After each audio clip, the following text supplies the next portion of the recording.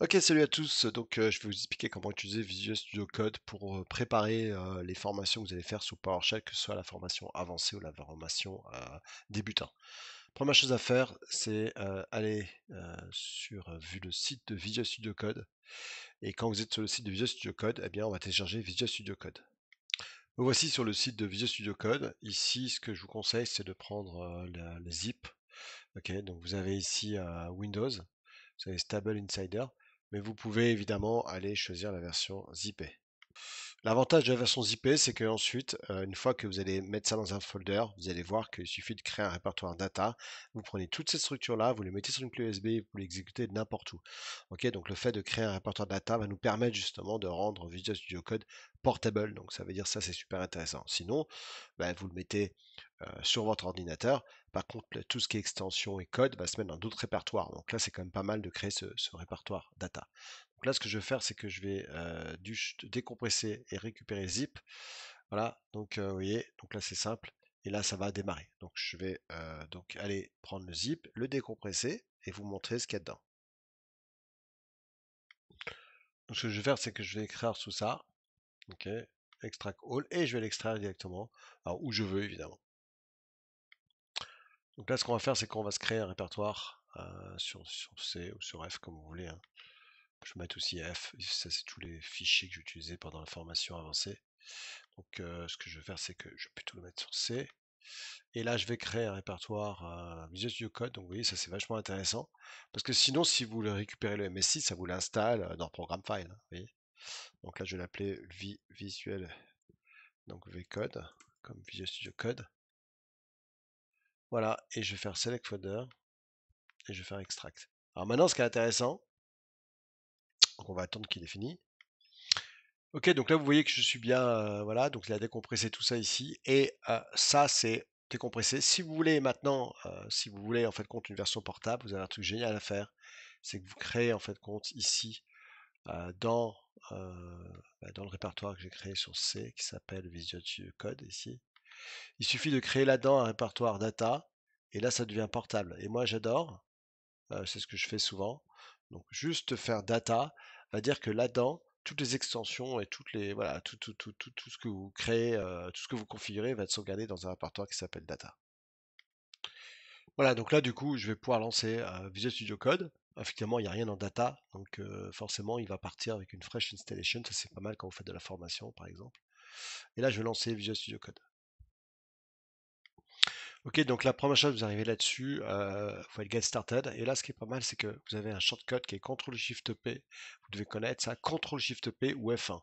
Donc je fais F1 ou CTRL-SHIFT-P, et là par exemple je peux faire Toggle Full Screen, vous voyez, ça me le met en plein écran. Ça on verra après, c'est assez intéressant, hein. Donc, ok. Après vous pouvez gérer voilà, tout ça, mais pour l'instant ça m'intéresse pas. Ok, donc je fais close all ici, et là si je veux revenir en arrière, je fais, voilà, je fais ce que je veux. Alors je peux faire CTRL SHIFT P, et puis je peux revenir en mode ici comme j'étais au début. Voilà. Par exemple, je sais pas si je veux zoomer, vous voyez, si je vais CTRL ça, je peux faire zoom out ou zoom in. Donc le zoom out, ça va être CTRL moins, et l'autre c'est CTRL égal par exemple. Donc, par exemple, si je fais CTRL moins, vous voyez, ça fait ça. Voilà. Ok, donc c'est pas terrible. Et CTRL égal, ça augmente. Voilà, donc vous voyez que c'est en fait compte, ça c'est vraiment tout ce que vous voulez rechercher, c'est là-dedans. Donc c'est génial. Donc on peut tout faire, c'est un peu comme moteur de recherche sur Google. Voilà. Ok. Ok, donc ça c'est le moment où le plus important, c'est qu'il va falloir donc utiliser, enfin configurer Visual Studio Code pour utiliser PowerShell, parce que par défaut il ne sait pas utiliser PowerShell, il sait utiliser que du code en fin de compte, et que du texte. Donc là je vais aller dans l'extension, et là j'ai plusieurs façons. Donc j'ai du PowerShell tout court, donc là il va m'installer l'extension pour PowerShell à 5.1. J'ai PowerShell Preview, d'accord. Et ce que je vous conseille, c'est ce que fait évidemment Justy Groth, qui est très connu sur la toile, et qui vous a créé rien que pour vous, enfin créé, qui vous a préparé 32 extensions. 32 extensions, c'est un truc de fou. Euh, donc, et voilà, donc ça c'est quelque chose de super important de pouvoir faire ce genre de choses.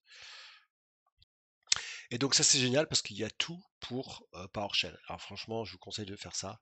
Donc moi ce que je vais faire, c'est que je vais installer ça. Ok, et donc on va faire install. Quand vous faites install, il va installer tous les packs.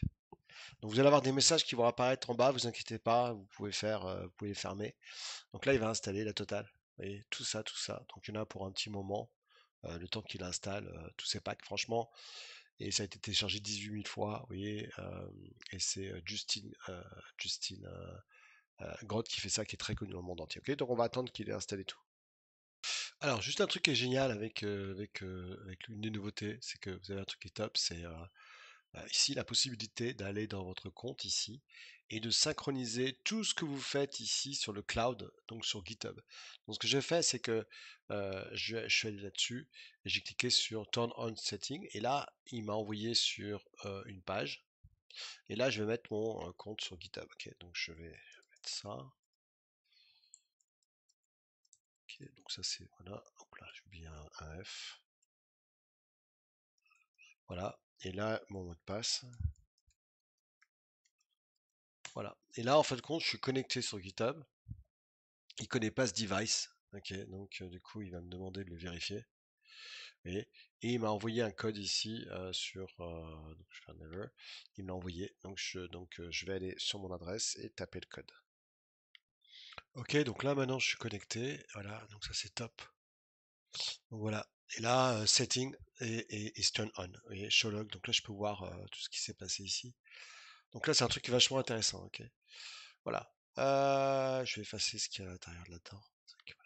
Donc, on va essayer de voir les autres options qu'on a en même temps ici. Une fois que j'ai installé ce super, voilà, tout ce que je viens de Justin Groth. Donc, on continue.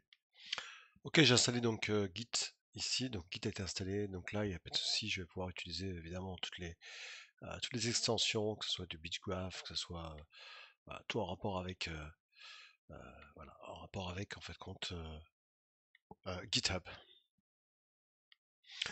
Vous avez une extension qui est marrante, c'est le VS Code Pet, donc c'est comme des petits animaux que vous voulez installer ici, donc vous allez voir, et puis vous allez avoir une petite animation, donc ça c'est juste voilà, un petit peu côté marrant. Quand même, il y a eu plein de gens qui l'ont téléchargé ici, donc je peux faire install ici et il m'installe ça. Voilà, donc ça peut être un truc assez marrant.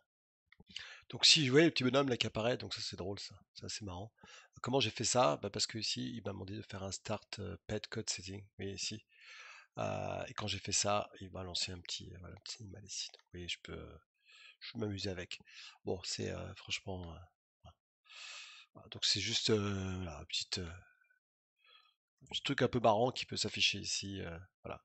Bon, rien vraiment d'important, mais voilà, c'est toujours sympa d'avoir quelque chose qui change un petit peu de l'ordinaire. Puis si vous voulez un autre animal, vous tapez spam ici. Alors, attendez, je reviens en arrière. Oui, par exemple ici, je vais faire CTRL SHIFT P. Et là, je peux faire, vous voyez, je peux taper spam et là, je peux choisir un autre. Bah, je sais pas, par exemple, je peux choisir un chien, je choisis un chien, un dog. Je sais pas, marron. Voilà. Et puis là, je lui donne un nom. Alors, ouais, voilà, je fais entrer. Et voilà. Et là, maintenant, vous avez un petit chien qui apparaît. En plus, donc vous pouvez rajouter tant que vous voulez. Voilà, c'est un petit truc un peu fun. Voilà, donc on a parcouru un petit peu comment utiliser Visual Studio Code. Je vous fais un petit récap. La meilleure façon d'utiliser PowerShell, c'est d'utiliser Visual Studio Code. ISE n'est plus supporté, donc c'est pour ça qu'il faut passer à Visual Studio Code. Pour installer Visual Studio Code, je vous conseille de downloader le zip, comme ça il est en mode portable. Vous créez un répertoire data folder et voilà. Vous pouvez ensuite copier toute la structure sur une clé USB, OneDrive et c'est bon. CTRL-SHIFT P ou F1, c'est pour aller dans les commandes. Utilisez le PowerShell extension de Justine, franchement c'est génial. Et puis n'oubliez pas de synchroniser vos comptes grâce, en fin de compte, aller en bas à vous souder à gauche dans la partie à compte. Et voilà, et installer Git évidemment avant tout ça. Voilà, donc c'est fini pour cette partie-là. Je vous remercie à tous. J'espère que vous avez bien apprécié. Salut, bye bye.